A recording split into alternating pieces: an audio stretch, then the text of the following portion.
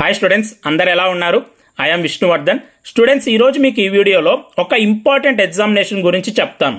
So ఎవరైతే neat అలాగే JEE అలాగే ఎంసెట్ రాస్తున్నారో సో వాళ్ళందరూ ఇప్పుడు నేను చెప్పబోయే ఎగ్జామ్కి అప్లై చేసుకోవాలి. మీరు ఆ ఎగ్జామ్ కూడా రాయాలి. సో మీకు నీట్ రాస్తే సో ఎంబీబీఎస్ కానీ బీఎడ్ఎస్లో కానీ సీట్ వస్తే well and good, okay. So JEE రాస్తే మంచి కాలేజీలో సీట్ వస్తే ఓకే. ఒకవేళ రాకపోతే నెక్స్ట్ ఏంటి? సో నేను ఆల్రెడీ మీకు ముందే చెప్పాను. సో మనకి రానున్న ఫ్యూచర్లో సో ఏ కోర్స్లో ఉన్నామనేది ఇంపార్టెంట్ కాదు, ఆ కోర్స్లో మనం ఎంత టాప్లో ఉన్నామనేది ఇంపార్టెంట్ అవబోతుంది. సో అది ఏ కోర్స్ అయినా సరే అన్ని కోర్సెస్ సేమ్. సో ఈ పర్టికులర్ పాయింట్ ఆఫ్ టైంలో ఒకవేళ మీకు గనక మీరు ఆ ఎగ్జామ్స్ రాసి సీట్ రాకపోతే నెక్స్ట్ ఒక ఇయర్ వేస్ట్ చేసుకోవడం కన్నా నేను ఇప్పుడు చెప్పబోయే ఎగ్జామ్ రాసి సో నేను ఇప్పుడు చెప్పబోయే ఎగ్జామ్లో మీకు 1.68 lakh సీట్స్ ఉన్నాయి, ఓకేనా. 1,68,000 సీట్స్ అయితే ఉన్నాయి. So and 45+ central universities. So మీకు తెలుసు, నార్మల్ స్టేట్ యూనివర్సిటీస్ కాదు, ప్రైవేట్ యూనివర్సిటీస్ కాదు, ఒక సెంట్రల్ యూనివర్సిటీలో కనుక మీరు చదివారంటే మీ వే ఆఫ్ థింకింగ్ సో మీ ఫ్యూచర్ అంతా చాలా బాగుంటుంది. అండ్ సో మీరు వెల్ నాలెడ్జ్ ఒబ్టైన్ చేస్తారు. సో కొన్ని central universities like Delhi central university, Babasaheb Bhimrao Ambedkar university, Benares Hindu university, university of Hyderabad, central university of Andhra Pradesh, ఇలాంటి సెంట్రల్ యూనివర్సిటీస్లో కనుక మీరు చదివారంటే సో డెఫినెట్లీ మీరు ఫ్యూచర్లో హయ్యర్ ఎయిడ్స్కి వెళ్తారు. సో ఇంతకీ ఆ ఎగ్జామ్ ఏంటన్నా? సో ఇదంతా చెప్తున్నా బాగుందని మీరు అడిగితే CUET, common university entrance test. మన ఇండియాలో ఉన్న 45+ యూనివర్సిటీస్లో సో కొన్ని కోర్సెస్కి లైక్ నేను చెప్తాను చూడండి. బీఎస్సీ బయోటెక్నాలజీ, చాలా మందికి బయోటెక్నాలజీ మీద ఇంట్రెస్ట్ ఉంటుంది. అండ్ ఫ్యూచర్లో గుర్తుపెట్టుకోండి, ఈ కోర్స్ ఒక రేంజ్కి వెళ్ళబోతుంది. ఎందుకంటే ప్రతి దాంట్లో మీకు బయోటెక్నాలజీ యాడ్ అవుతుంది ఇప్పుడు. సో అది ఇంజనీరింగ్లో అయినా సో మెడికల్ సైడ్ అయినా, ఓకేనా. బీఎస్సీ బయోటెక్నాలజీ కొన్ని కోర్సెస్ చదివిపిస్తాను వినండి. నేను ఇప్పుడు చెప్పబోయే కోర్సెస్లో మీకు సీట్ కావాలి అనుకుంటే, అది కూడా సెంట్రల్ యూనివర్సిటీస్లో మీకు సీట్ కావాలి అనుకుంటే మీరు ఎగ్జామ్ తప్పకుండా రాయాలి. So BSc hons agriculture, BSc biology, BSc artificial intelligence, అలాగే BSc biotechnology, BSc chemistry, BSc hons electronics, BSc zoology, BSc forensic science. So చాలా మంది నా ఫారెన్సిక్ సైన్స్లోకి మేము వెళ్ళాలనుకుంటే ఎలా అని కింద కామెంట్స్లో అడిగారు. సో ఈ కోర్స్ మీరు కనుక ఎగ్జామ్ రాస్తే సో మీకు నచ్చిన ఆ కోర్సులోకి వెళ్ళొచ్చు. అలాగే BSc forestry, BSc biomedical science, అలాగే కొన్ని BSc clinical research, BSc on cyber security, BSc hons data science. So ఈ కోర్సెస్కి ఫ్యూచర్లో అంతా ఇదే. సో ఇప్పటి వరకు మనం అందరం సో ఏదో ఎంబీబీఎస్కి లేకపోతే బీటెక్కి ఇంజనీరింగ్ సైడ్ ఇలానే అనుకుంటున్నాం. కానీ సో మెల్లమెల్లగా సో ఇప్పుడే ట్రెండ్ అనేది చేంజ్ అవబోతుంది ఇప్పుడు నేను చెప్పిన కోర్సెస్ అన్నిటికీ. అలాగే medical lab technology, radiology and imaging technology, computer science and data science. So ఇప్పుడు నేను చెప్పిన ఈ కోర్సెస్లో మీకు సీట్ కావాలనుకుంటే ఇప్పుడు నేను చెప్పిన ప్రతి కోర్స్కి సో మీకు కమర్షియల్గా చూసుకున్నా సో చాలా వాల్యూ ఉంటుంది. వన్స్ మీరు ఈ కోర్స్ చేసి బయటకు వచ్చారంటే మీరు మీ సొంతంగా మీ బిజినెస్ అనేది స్టార్ట్ చేయొచ్చు, లేకపోతే పెద్ద పెద్ద కంపెనీస్లో మీరు జాయిన్ అవ్వచ్చు. సో ఇప్పుడు నేను చెప్పిన ఈ కోర్సెస్ అన్నీ విన్నారు కదా. ఈ కోర్సెస్లో మీకు సీట్ కావాలి అంటే ఈ సియూఈటీ అని 2022 నుంచి మనకు ఒక ఎగ్జామ్ తెచ్చారు. సో మనకి ఇండియాలో 45+ యూనివర్సిటీస్ ఉన్నాయి కదా, అన్నిటికీ మనం ఎగ్జామ్ రాస్తూ కూర్చోలేం కదా. అందుకనే కామన్ యూనివర్సిటీ ఎంట్రన్స్ టెస్ట్ అని ఒక ఎగ్జామ్ తెచ్చారు. ఈ ఎగ్జామ్ రాయడం వల్ల సో మీకు ఇప్పుడు నేను చెప్పిన కోర్సెసే కాదు ఇంకా చాలా ఉంటాయి. BSc botany, zoology, physics, chemistry. So ఇప్పుడు చెప్పిన కోర్సెస్ కాకుండా ఇంకా చాలా కోర్సెస్ ఉన్నాయి. ఈ కోర్సెస్లో మీరు సీట్ రావాలి అంటే ఈ ఎగ్జామ్ రాయాలి. అయితే ఇప్పుడు అందరికీ మైండ్లో ఒక డౌట్ రైజ్ అవుతూ ఉంటుంది, అన్న నీట్కి, జేఈకి అలాగే ఎంసెట్కి ఏదైతే సిలబస్ ఉందో సో ఆ సిలబస్సే మనకి సియూఈటీ ఎగ్జామ్కి కూడా ఉంటుందా అని. ఎస్. సో కొన్ని కోర్సెస్కి లైక్ మీరు బీఎస్సీ బాటనీ, జువాలజీ, కొన్ని కోర్స్ బయోటెక్నాలజీ, ఈ కోర్సెస్లో మీరు ఎగ్జామ్ జాయిన్ అవ్వాలనుకుంటుంటే సో మీకు సిలబస్ సేమ్ ఉంటుంది. క్లాస్ 12th బయాలజీ చదివితే చాలు. అలాగే నేను ఎగ్జామ్ ప్యాటర్న్ కూడా ఇప్పుడు చెప్తాను, కానీ ఒక్కొక్క కోర్స్కి సిలబస్ అనేది డిఫరెంట్గా ఉంటుంది. సో ఆ కోర్సెస్కి సిలబస్ ఎలా తెలుసుకోవాలని మీరు నన్ను అడిగితే నేను కింద డిస్క్రిప్షన్లో అలాగే కామెంట్ సెక్షన్లో లింక్ పెట్టాను. సో మీరు అగ్రికల్చర్ సెలెక్ట్ చేసుకుంటే అగ్రికల్చర్లో మీరు సీట్ రావాలనుకుంటే సో ఏ సిలబస్ చదవాలి, ఎలక్ట్రానిక్స్లో సీట్ రావాలంటే ఏ సిలబస్ చదవాలి, ఫారెన్సిక్ సైన్స్లో సీట్ రావాలంటే ఏ సిలబస్ చదవాలి. సో వీటన్నిటి గురించి ఉంటుంది. సో అన్న మళ్ళీ సిలబస్ వేర్ అంటున్నావు కొన్ని కోర్సెస్కి, సో మళ్ళీ మాకు ఎలా మా ప్రిపరేషన్ డిస్టర్బ్ అవ్వదా అని మీరు నన్ను అడగచ్చు. ఒకటి చెప్తాను, గుర్తుపెట్టుకోండి. సో ఈ సియూఈటీ ఎగ్జామ్ ఎప్పుడు ఉంటుంది తెలుసా?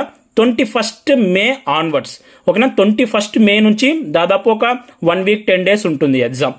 మనకి నీట్ ఎగ్జామ్ ఎప్పుడు 7th మే, ఓకేనా. సో మీకు నీట్ అయిపోయిన తర్వాతే సో ఈ CUET ఎగ్జామ్ ఉంటుంది.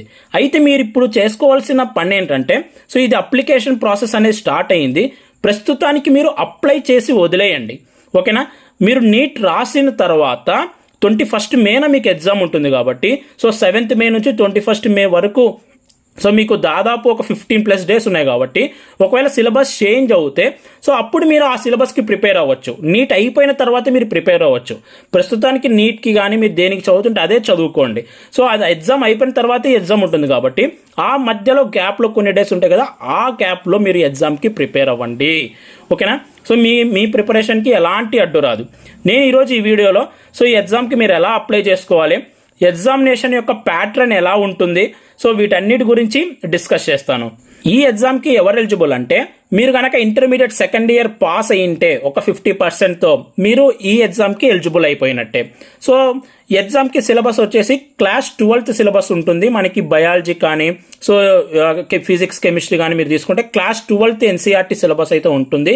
సో ప్రస్తుతానికి ఫస్ట్ నేను నీకు డేట్స్ గురించి డిస్కస్ చేస్తాను. సో మనకి అప్లికేషన్ ప్రాసెస్ అయితే స్టార్ట్ అయిపోయింది 9th ఫిబ్రవరి నుంచే. మీరు ఏ వెబ్సైట్లో ఈ అప్లికేషన్ ఫామ్ పెట్టుకోవచ్చు అంటే CUET.SAMRAT.AC.in, ఓకేనా. మీకు స్క్రీన్ మీద డిస్ప్లే అవుతుంది కదా వెబ్సైట్. ఈ వెబ్సైట్లోకి వెళ్ళి మీరు అప్లికేషన్ ఫామ్ పెట్టుకోవచ్చు. మీరు అప్లై చేసుకోవడానికి లాస్ట్ డేట్ వచ్చేసి 12th మార్చ్, ఓకేనా. 12th March up to 9 PM లోపు సో మీరు అప్లై చేసుకోవాలి. సో జస్ట్ ఇప్పటికీ అప్లై చేసుకొని వదిలేయండి. సో ఎలా ప్రిపేర్ అవ్వాలి అనేది కూడా ఇప్పుడే చెప్తాను. కానీ మీ నీట్ ఎగ్జామ్ అయిపోయిన తర్వాత సో నేను చెప్పే సిలబస్కి ప్రిపేర్ అవ్వండి, ఓకేనా. అప్లై చేసుకోవడానికి లాస్ట్ డేట్ వచ్చేసి 12th మార్చ్. సో అలాగే ఎగ్జామ్ డేట్ ఆల్రెడీ చెప్పాను కదా, 21 మేన మీకు ఎగ్జామ్ అనేది ఉంటుంది. నెక్స్ట్ మనం ఈ ఎగ్జామ్ యొక్క ఎగ్జామినేషన్ ప్యాటర్న్ గురించి తెలుసుకుందాం. సో ఇది ఎగ్జామినేషన్ ప్యాటర్న్ అనేది కొంచెం డిఫరెంట్గా ఉంటుంది. మీరు అప్లై చేసుకునేటప్పుడే సో మీరు ఏ కోర్సులలోకి, నేను ఇప్పుడు చెప్పాను కదా ఈ కోర్సెసే కాదు, కొన్ని హండ్రెడ్స్, ఓకేనా, హండ్రెడ్స్లో ఉంటాయి ఈ కోర్సెస్ అనేవి మీరు అప్లై చేసుకోవాల్సింది.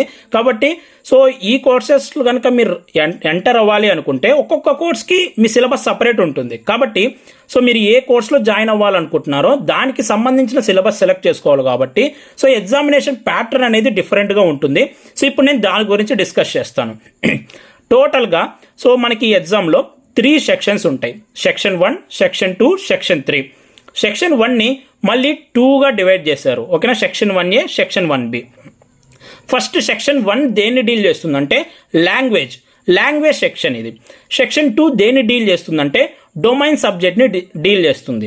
సెక్షన్ 3 వచ్చేసి జనరల్ టెస్ట్. సెక్షన్ 1ని మళ్ళీ 2గా డివైడ్ చేస్తారని చెప్పాను కదా, 1A, 1Bగా.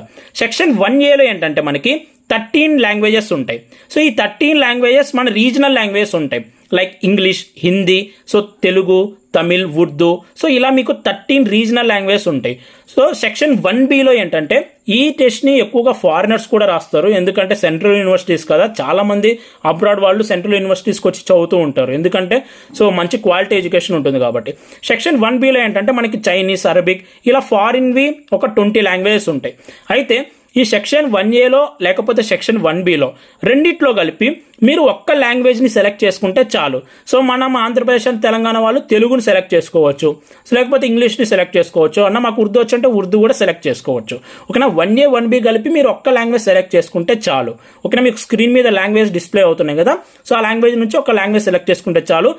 ఈ లాంగ్వేజ్ సెక్షన్ ఎందుకు పెట్టారంటే సో మీ లాంగ్వేజ్ని టెస్ట్ చేయడానికి, మీరు తెలుగుని సెలెక్ట్ చేసుకున్న తెలుగు మీకు లాంగ్వేజ్ ఎలా వచ్చు అనేది సో మీకు సెలెక్ట్ చేయడానికి. సో ఇందులో క్వశ్చన్స్ ఎలా ఉంటాయంటే కాంప్రహెన్సివ్ బేస్డ్ క్వశ్చన్స్ ఉంటాయి, ప్యాసేజెస్ ఇస్తారు, సో వాటిని రాయాల్సి ఉంటుంది. సో ఈ టెస్ట్ మనకి పూర్తిగా ఆన్లైన్ ఎగ్జామ్, ఓకేనా. సో కంప్యూటర్ బేస్డ్ ఎగ్జామ్, టోటల్గా ఎగ్జామ్ సెక్షన్ 1 అన్నీ, ఓకేనా. సో ఆన్లైన్ బేస్డ్ టెస్ట్ ఉంటుంది, మల్టిపుల్ చాయిస్ క్వశ్చన్స్. సో మీకు ప్యాసేజెస్ ఇస్తారు, ప్యాసేజ్ని బట్టి క్వశ్చన్స్ ఉంటాయి. సో కాంప్రహెన్సివ్ అలాగే నరేటివ్, సో ఈజీగానే ఉంటుంది లాంగ్వేజ్ సెక్షన్ అనేది. సో సెక్షన్ 1A, 1B వచ్చేసి లాంగ్వేజెస్ గురించి ఉంటుంది. Next section 2.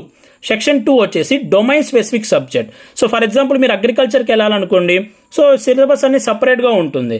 సో మీరు బయోటెక్నాలజీకి వెళ్ళాలనుకుంటే బయాలజీ సెలెక్ట్ చేసుకోవాల్సి ఉంటుంది. కెమిస్ట్రీలోకి వెళ్ళాలనుకుంటే కెమిస్ట్రీ సిలబస్ సెలెక్ట్ చేసుకోవాల్సి వస్తుంది. ఆ సిలబస్ ఎక్కడ సెలెక్ట్ చేసుకోవాలంటే మనం ఈ డొమైన్ స్పెసిఫిక్ సబ్జెక్ట్లో సెలెక్ట్ చేసుకోవాల్సి ఉంటుంది. ఈ డొమైన్ స్పెసిఫిక్ సబ్జెక్ట్లో టోటల్గా 27 సబ్జెక్ట్స్ ఉంటాయి. సో మీకు స్క్రీన్ మీద డిస్ప్లే అవుతున్నాయి కదా. సో మీరు ఏ కోర్స్కి వెళ్ళాలనుకుంటే ఆ కోర్స్ని బేస్ చేసుకొని మీరు ఈ సిలబస్ అనేది సెలెక్ట్ చేసుకోవాల్సి ఉంటుంది. సో నేను చెప్పినట్టు అగ్రికల్చర్ కావాలంటే అగ్రికల్చర్ సెలెక్ట్ చేసుకోవాలి. సో మీరు బాటనీ జువాలజీకి కానీ వెళ్ళాలనుకుంటే బయాలజీ సెలెక్ట్ చేసుకోవాలి. కెమిస్ట్రీకి వెళ్ళాలనుకుంటే కెమిస్ట్రీ సెలెక్ట్ చేసుకోవాలి. బయోటెక్నాలజీకైనా సో మీకు బయాలజీ సరిపోతుంది. సో ఇలా సో మీరు ఎంపీసీ సైడ్ అయితే మళ్ళీ కంప్యూటర్ సైన్స్కి ఉంటుంది, అలాగే ఎలక్ట్రానిక్స్కి సపరేట్ సిలబస్ అయితే ఉంటుంది. సో పొలిటికల్ వెళ్ళాలనుకునే పొలిటికల్ సైన్స్ ఉంటుంది. సో ఇలా మీరు డొమైన్ సబ్జెక్ట్లో సో మ్యాక్సిమం 8 సబ్జెక్ట్స్ సెలెక్ట్ చేసుకోవచ్చు మీరు. అంటే 8 కోర్సెస్లోకి మోర్ దెన్ 8 కోర్సెస్, ఓకేనా. ఇప్పుడు బయాలజీ వచ్చేసి బయోటెక్నాలజీ సరిపోతుంది, బీఎస్సీ బాటనీ జువాలజీ సరిపోతుంది. ఇలా మీరు ఇప్పుడు 27 సబ్జెక్ట్స్లో 8 సబ్జెక్ట్స్ సెలెక్ట్ చేసుకోవచ్చు. సో దాన్ని బట్టి మీరు చాలా కోర్సెస్కి అప్లై చేసుకోవచ్చు. సో గుర్తుపెట్టుకోండి. సో ఒక్కొక్క దాంట్లో ఎన్ని సబ్జెక్ట్స్ సెలెక్ట్ చేసుకోవాలని నేను మళ్ళీ చెప్తాను. సో సెక్షన్ 2 వచ్చేసి డొమైన్ స్పెసిఫిక్ సబ్జెక్ట్. మనం ఏ కోర్స్ కావాలనుకుంటున్నామో ఆ కోర్స్కి తగ్గట్టు సో ఇక్కడ సిలబస్ అనేది సెలెక్ట్ చేసుకోవాల్సి ఉంటుంది, సబ్జెక్ట్ అనేది సెలెక్ట్ చేసుకోవాల్సి వస్తుంది. నెక్స్ట్ సెక్షన్ 3 వచ్చేసి జనరల్ టెస్ట్. సో ఓకేనా, మనకి జనరల్ నాలెడ్జ్ని, అలాగే కరెంట్ అఫైర్స్ని, వొకాబులరీ, ఓకేనా, యాప్టిట్యూడ్, ఓకేనా, రీజనింగ్, ఇలాంటి కొన్ని ఉంటాయి కదా. సో బేసిక్గా జనరల్ నాలెడ్జ్, కరెంట్ అఫైర్స్ గురించి సో దానికి సంబంధించి జనరల్ టెస్ట్ అయితే ఉంటుంది. సో మీకు నెక్స్ట్ ఫీ గురించి డిస్కస్ చేస్తాను, ఎందుకంటే ఫీ గురించి డిస్కస్ చేసేటప్పుడే సో మీకు ఎగ్జామినేషన్ ప్యాటర్న్ కూడా అర్థమవుతుంది. నెక్స్ట్ ఫీ విషయానికి వస్తే మనకి దీంట్లో 3 కేటగిరీస్ ఉంటాయి. అప్ టు 3 సబ్జెక్ట్స్ ఒకటి, అప్ టు 7 సబ్జెక్ట్స్ ఒకటి, అప్ టు 10 సబ్జెక్ట్స్ ఒకటి. మీకు స్క్రీన్ మీద డిస్ప్లే అవుతుంది కదా. అప్ టు 3 సబ్జెక్ట్స్ అయితే సో జనరల్ కేటగిరీ వాళ్ళకి 750 రూపీస్, సో ఓబీసీ ఈడబ్ల్యూఎస్ వాళ్ళకి 700 రూపీస్. సో ఇలా మీకు స్క్రీన్ మీద డిస్ప్లే అవుతున్న సో మీకు ఉంటుంది ఫీ అనేది. సో ఇలా ఉంటుంది. ఇక్కడ అప్ టు 3 సబ్జెక్ట్స్ అంటే ఏంటి, ఒకటి లాంగ్వేజ్ ఒక సబ్జెక్ట్ సెలెక్ట్ చేసుకుంటారు, నెక్స్ట్ డొమైన్ ఒకటి సెలెక్ట్ చేసుకుంటారు, జనరల్ టెస్ట్ ఒకటి సెలెక్ట్ చేసుకుంటారు. సో ఈ చెప్తాను, గుర్తుపెట్టుకోండి. సో టోటల్గా 3 డేస్ మనకి ఎగ్జామ్ అనేది ఉంటుంది. సో 21 మే నుంచి ఒక 10 డేస్ ఉండొచ్చు. సో ఒక్కొక్క రోజు ఫర్ ఎగ్జాంపుల్ ఒక రోజు మీకు ఏముంటుందంటే లాంగ్వేజెస్కి సంబంధించి ఎగ్జామ్ ఉంటుంది. నెక్స్ట్ డే వచ్చేసి మీరు డొమైన్ సబ్జెక్ట్స్ ఏవి సెలెక్ట్ చేసుకుంటే వాటి బట్టి ఎగ్జామ్ ఉంటుంది. నెక్స్ట్ ఇంకో డే వచ్చేసి జనరల్ టెస్ట్కి సంబంధించి ఎగ్జామ్ ఉంటుంది. గుర్తుపెట్టుకోండి, 3 డేస్ ఉంటుంది ఒక క్యాండిడేట్కి ఎగ్జామ్. ఒక డే వచ్చేసి లాంగ్వేజెస్, మీరు ఏ లాంగ్వేజ్ సెలెక్ట్ చేసుకుంటే ఆ లాంగ్వేజ్ మీద ఎగ్జామ్ ఉంటుంది. ఆ తర్వాత డొమైన్ సబ్జెక్ట్స్, మీరు ఎన్ని డొమైన్ సబ్జెక్ట్స్ సెలెక్ట్ చేసుకుంటే సో మీరు ఫర్ ఎగ్జాంపుల్ ఒకేసారి బయాలజీ సెలెక్ట్ చేసుకున్నారు, అగ్రికల్చర్ సెలెక్ట్ చేసుకున్నారు, హోమ్ సైన్స్ సెలెక్ట్ చేసుకున్నారు అనుకోండి, ఈ 3 సబ్జెక్ట్స్కి సంబంధించి మీకు క్వశ్చన్స్ అనేవి డిస్ప్లే చేస్తారు. సో ఇది ఒక రోజు ఉంటుంది. మళ్ళీ జనరల్ టెస్ట్కి ఇంకో రోజు ఎగ్జామ్ ఉంటుంది. సో ఇప్పుడు అప్ టు 3 సబ్జెక్ట్స్ అంటే ఒక లాంగ్వేజ్ కంపల్సరీగా రాస్తారు, ఒకటి జనరల్ టెస్ట్ రాస్తారు, ఒకటి డొమైన్ సబ్జెక్ట్ ఏదో ఒకటి సెలెక్ట్ చేసుకొని రాస్తారు. సో అప్ టు 3 సబ్జెక్ట్స్ అంటే ఇవి. అప్ టు 7 సబ్జెక్ట్స్ అంటే ఒకటి లాంగ్వేజ్ సెలెక్ట్ చేసుకుంటారు, ఒకటి జనరల్ టెస్ట్ సెలెక్ట్ చేసుకుంటారు. సో ఇంకా మీరు 5 డొమైన్ సబ్జెక్ట్స్ సెలెక్ట్ చేసుకోవచ్చు. ఓకేనా, ఒకటి లాంగ్వేజ్కి వెళ్తే ఒకటి జనరల్ టెస్ట్కి వెళ్తే 5 డొమైన్ సబ్జెక్ట్స్ మీరు సెలెక్ట్ చేసుకోవచ్చు. Next up to 10 subjects. Up to 10 subjects అంటే ఒకటి లాంగ్వేజ్ సెలెక్ట్ చేసుకోవచ్చు, ఒకటి జనరల్ టెస్ట్ సెలెక్ట్ చేసుకుంటారు, ఇంకా 8 డొమైన్ సబ్జెక్ట్స్ మీరు సెలెక్ట్ చేసుకోవచ్చు. ఓకేనా, 8 డొమైన్ సబ్జెక్ట్స్ అంటే మీరు చాలా సెలెక్ట్ చేసుకోవచ్చు, చాలా కోర్సెస్కి అప్లై చేసుకోవచ్చు ఒకేసారి. అందుకే ఇక్కడ మీకు ఫీ అనేది డిఫరెంట్గా ఉంది. 3 సబ్జెక్ట్స్కి, 7 సబ్జెక్ట్స్కి, 10 సబ్జెక్ట్స్కి. మీరు అప్ టు 10 సబ్జెక్ట్స్ సెలెక్ట్ చేసుకొని సో వీటిలో ఒకటి లాంగ్వేజ్ ఒక రోజు రాస్తారు, జనరల్ టెస్ట్ ఒక రోజు రాస్తారు. సో రిమైనింగ్ 8 డొమైన్ సబ్జెక్ట్స్కి సంబంధించి ఒక రోజు ఎగ్జామ్ రాస్తారు. సో మీరు ఆ డొమైన్ సబ్జెక్ట్ రాసేటప్పుడు మీరు ఏవైతే సబ్జెక్ట్ సెలెక్ట్ చేసుకున్నారో సో అందులో నుంచి మీకు క్వశ్చన్స్ వస్తాయి. ఓకేనా, సో అన్ని ఆ 8ని ఇంక్లూడ్ చేసుకొని 8 సబ్జెక్ట్స్ కలిపి మీకు క్వశ్చన్స్ అనేవి అడుగుతారు. ఇది గుర్తుపెట్టుకోండి. సో టోటల్గా 3 డేస్ మీరు ఎగ్జామ్ అయితే రాయాల్సి ఉంటుంది ఫ్రమ్ 21 మే. సో మీకు ఎప్పుడు అయితే వస్తే ఆ రోజు వెళ్ళి ఎగ్జామ్ రాయాల్సి ఉంటుంది. ఇది ఎగ్జామినేషన్ ప్యాటర్న్, అలాగే ఫీకి సంబంధించి, అలాగే అప్లికేషన్ డేట్స్కి సంబంధించి. సో మీకు ఏ సెంట్రల్ యూనివర్సిటీస్, ఏ స్టేట్ యూనివర్సిటీస్ ఈ ఎగ్జామ్లో పార్టిసిపేట్ చేస్తున్నాయి, అలాగే ప్రతి డొమైన్ సబ్జెక్ట్స్కి 27 డొమైన్ సబ్జెక్ట్స్కి సిలబస్ ఏంటి. సో మీరు అప్లై చేసుకునేటప్పుడు మీరు యూనివర్సిటీని సెలెక్ట్ చేసుకోవాల్సి ఉంటుంది. అలాగే మీరు ఏ సబ్జెక్ట్కి అప్లై చేసుకోవాల్సినారో తెలియాలి మీకు, ఓకేనా. సబ్జెక్ట్కి సెలెక్ట్ చేసుకోవాలి కదా అప్లికేషన్ ఫామ్ పెట్టుకునేటప్పుడు. కాబట్టి ఆ సబ్జెక్ట్కి ఏ సిలబస్ ఉంటుందో మీకు తెలియాలి. కాబట్టి ఏ సెంట్రల్ యూనివర్సిటీస్ యొక్క లిస్ట్, అలాగే సో ఒక్కొక్క డొమైన్ సబ్జెక్ట్లో సిలబస్ ఏముంటుంది అంటే సబ్ టాపిక్స్. మీరు అగ్రికల్చర్ తీసుకుంటే అగ్రికల్చర్లో సబ్ టాపిక్స్ యొక్క నేమ్స్ ఏంటి, అంటే సిలబస్ ఏంటి, డొమైన్ సబ్జెక్ట్స్ యొక్క సిలబస్ ఏంటి, అలాగే ఈ ఎగ్జామ్ రాయడం వల్ల మీరు ఏ కోర్సెస్కి వెళ్ళొచ్చు అనే దానికి సంబంధించి నేను లిస్ట్కి సంబంధించి మీకు మన టెలిగ్రామ్ గ్రూప్లో ఈ లిస్ట్ అనేది పెడతాను. సో మీరు ఈ ఎగ్జామ్కి సంబంధించి ఏం అప్డేట్స్ ఫ్యూచర్లో వచ్చినా కూడా నేను టెలిగ్రామ్ గ్రూప్లో అలాగే వీడియోస్ కూడా ట్రై చేస్తాను. సో మీ సపోర్ట్ ఉంటే సో మ్యాక్సిమం టెలిగ్రామ్లో షేర్ చేస్తాను. మీరు మన టెలిగ్రామ్ గ్రూప్లో జాయిన్ అవ్వండి. సిలబస్ కానీ అలాగే ఏ కోర్సెస్ పార్టిసిపేట్ చేస్తున్నాయి, ఏ యూనివర్సిటీస్ చేస్తున్నాయి, మొత్తం లిస్ట్ వచ్చేసి నేను మన టెలిగ్రామ్ గ్రూప్లో పెడతాను. సో ఇది టోటల్గా ఈ CUET గురించి. సో సెంట్రల్ యూనివర్సిటీస్లో చదవడం అంటే ఆషామాషి కాదు. సో అంత ఈజీగా కూడా సీట్ వస్తుందా అంటే అది కూడా కాదు. సో అందుకే వన్స్ మీకు నీట్ ఎగ్జామ్ అయిపోయిన తర్వాత మీరు ఖచ్చితంగా కాన్సన్ట్రేట్ చేసి చదివితే సీట్ వస్తుంది. ఎందుకంటే అంత ఈజీగా సెంట్రల్ యూనివర్సిటీ సీట్ తెచ్చుకోవడం అంటే. కాబట్టి ప్రస్తుతానికైతే అప్లై చేసి పెట్టుకోండి. సో ఫ్యూచర్లో మన పరిస్థితి ఎలా ఉంటుందో మనకు తెలియదు. సో తర్వాత రాస్తే రాయండి, లేకపోతే లేదు. సో మ్యాక్సిమం మీరు ఎన్ని సబ్జెక్ట్స్కి, ఓకేనా, 8 డొమైన్ సబ్జెక్ట్స్ సెలెక్ట్ చేసుకోవచ్చు. అంటే చాలా కోర్సెస్కి మీరు అప్లై చేసుకోవచ్చు. ఒకసారి ఆలోచించి అప్లై అయితే చేసుకోండి. మ్యాక్సిమం అప్లై చేసుకోవడానికి అయితే ట్రై చేయండి. తర్వాత రాస్తారో రాయరో సో మీరుకే వదిలేచ్చు. మీరు నీట్ ఎగ్జామ్ బాగా రాస్తే తర్వాత రాయాల్సిన అవసరం లేదు. ఒకవేళ రాయకపోతే సో మనకి ఒక బ్యాకప్ ప్లాన్ అనేది ఉంటుంది కాబట్టి సో నేను ఇది చెప్తున్నాను. సో ఈ వీడియో మీ అందరు నచ్చింది అనుకుంటున్నాను. ఈ వీడియో మీ నచ్చితే లైక్ చేయండి. సో ఇలాంటి మరెన్నో యూస్ఫుల్ వీడియోస్ మీకోసం చేస్తుంటాను. ఆ వీడియోస్ మీరు మిస్ అవ్వకూడదు అనుకుంటే మన ఛానల్ని సబ్స్క్రైబ్ చేయండి. Thank you so much for watching. Have a great day.